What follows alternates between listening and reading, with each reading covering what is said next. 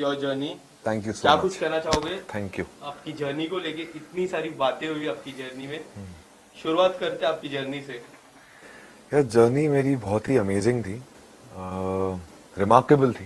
हम्म, मेरे करियर में डेफिनेटली एक मार्क छोड़ के जाएगी। हम्म, और अगर मार्क की बात करूं तो जैसे ही मैं बाहर निकला तो मुझे सबसे पहले ये चीज़ सुनने को मिली कि you have left a mark on the show called big boss. Right.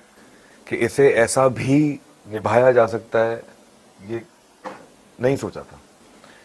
सो अगर ये लोग मुझे बोल रहे हैं तो मेरे लिए इससे बड़ी कोई चीज़ नहीं हो सकती, क्योंकि मेरे लिए मेरा सेल्फ रिस्पेक्ट, मेरी डिग्निटी बहुत इंपॉर्टेंट है। अगर आप मेरे पूरे करियर की बात करें या मेरे 18 साल में जितने भी मैंने शोज़ किए हैं, वहाँ भी इंटरव्यूज़ होते हैं, वहाँ भी चीज़ें होती हैं, वहाँ भी दिखता है इंसान कैसा है, किसके कितने, किसके साथ बैक ऑफ द कैमरा किससे किसके लड़ाई हो रही है, क्या हो रही है। तो मेरे लिए वो बहुत ही सक्सेसफुल अटेम्प्ट था, राइट। जो कि मेरी करियर में बिल्कुल भी, वो कैसा कहते हैं कि बिग बॉस या तो आबाद कर देता है या तो बर्बाद कर देता है आपको, तो मेरे लिए तो बिल्कुल आबाद है। सबसे पहले कल के टास्क की बात करते हैं, जिस टेरर में जिया को डालना था आपको, उससे मैं इंक्लूड करता हूँ डे वन की। जब आप घर के अंदर थे, पलक को थोड़ी देर के लिए रोका था, जिया और आपकी बहुत सारी बातें हो रही थी। वो घर में ऐसा था कि आप लोग ऊपर जाके बात कर रहे हो, नीचे सब लोग थे। तब काफी बात हुई और उसके बाद 1 या 2 दिन के बाद पलक आई, जिया और आपके थोड़ी दूरी हो गई। मुझे ऐसा लगा कि जिया फिर वापस पलक गई, फिर वापस नजदीकी। तो ये जो पॉइंट है, जो नजदीक आना दूर जाना, वो क्या उनके गेम का हिस्सा था? जब मैं गेम के पॉइंट ऑफ व्यू से तो सोच नहीं रहा था। इंसान सोचता है इंपॉर्टेंस के पॉइंट ऑफ व्यू से कि अगर मैं किसी के लिए इंपॉर्टेंट हूँ तो वो मेरे साथ रहेगा, अगर मैं किसी के लिए इंपॉर्टेंट नहीं हूँ तो वो इंपॉर्टेंस नहीं मिलेगी मुझे। करेक्ट। तो जो है सो है, जो वाइब समझ में आती है समझ में आती है, जो वाइब समझ में नहीं आती वो नहीं आती। Be clear. तो अगर उसे ऐसा लगा कि वो पलक आ गई है तो उसे उसको ज़्यादा टाइम देना है, उनके बीच में कुछ बात हो गई, उसको ज़्यादा इंपॉर्टेंस देना था क्योंकि उसकी पुरानी दोस्ती थी 6 साल पुरानी, ठीक है मेरे समझ में आया। बट यार मैं किसी का सेकंड ऑप्शन नहीं हूँ।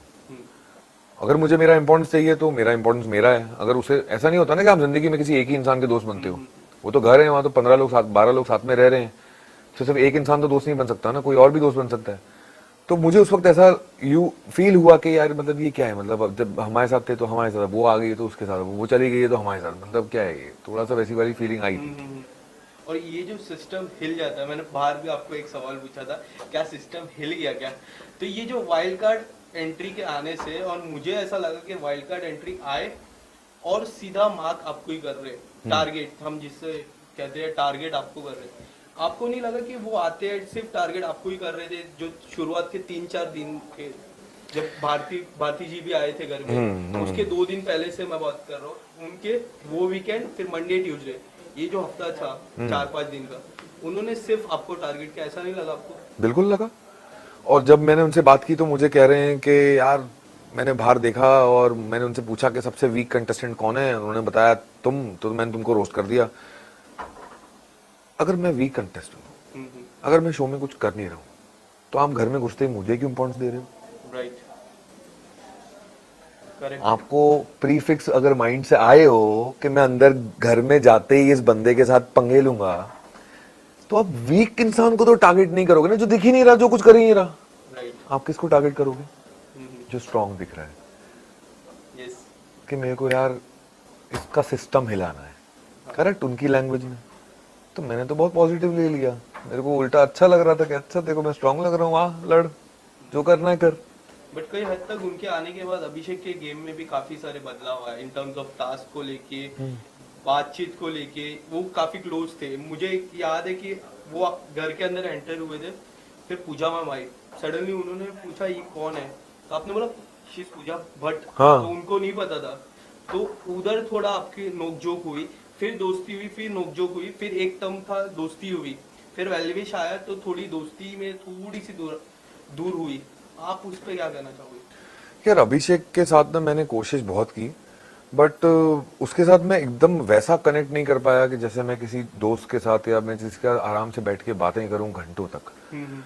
उसकी बातें और मेरी बातें 10-15 मिनट टिक पाती थी, उसके आगे मेरे को समझ में नहीं आता। वो और एलविश भी बैठते थे, मैं कभी जाके बैठता भी था वहां तो मैं 10-15 मिनट में बोर हो जाता था।